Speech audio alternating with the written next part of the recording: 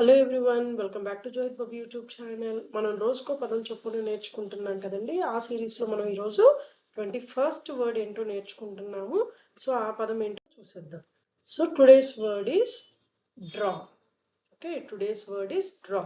Draw means to make a picture using a pencil, pen or crayons. So ఒక పిక్చర్ని చేయటం, అది ఎలా చేస్తాం? బై యూజింగ్ ఎ పెన్సిల్ లేదా పెన్తో కానీ క్రయాన్స్తో కానీ. దాన్ని మనం తెలుగులో ఏమంటాము? గీయటం. ఓకే, సో గీస్తాం, బొమ్మలు గీయటం అంటాం కదా. So draw. ఓకే, సో దాని సెంటెన్స్ ఏంటో చూద్దాం. She is drawing a picture. ఇక్కడ పాప చూడండి ఏం చేస్తుంది?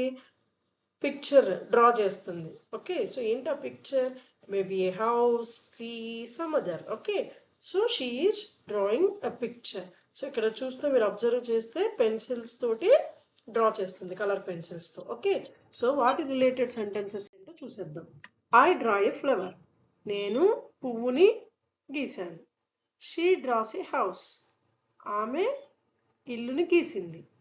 He is drawing a picture. అతను పిక్చర్ ని డ్రా చేస్తూ ఉన్నాడు.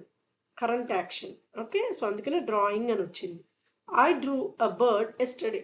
నిన్న నేను బర్డ్ బొమ్మ గీశాను. ఇప్పుడు కొన్నిసార్లు చెప్తా ఉంటాం చూడండి, నిన్న బొమ్మ గీశాను, చాలా బాగా వచ్చింది, ఇట్లా అంటా ఉంటాం. అప్పుడు ఏం చేయాలి? డ్రూ.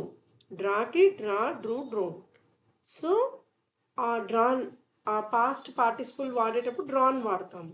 సో పాస్ట్ టెన్స్ అంటే ప్రీవియస్ డే, అప్పుడు అలా చెప్పేటప్పుడు I drew a bird yesterday. నేను నిన్న పక్షి బొమ్మ గీశాను. She drew a beautiful flower. ఆమె అందమైన ఫ్లవర్ని గీసింది.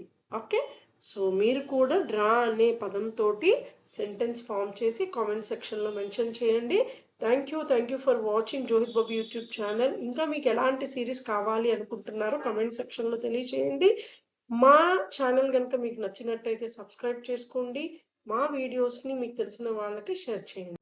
Thank you for watching Johith Babu YouTube channel.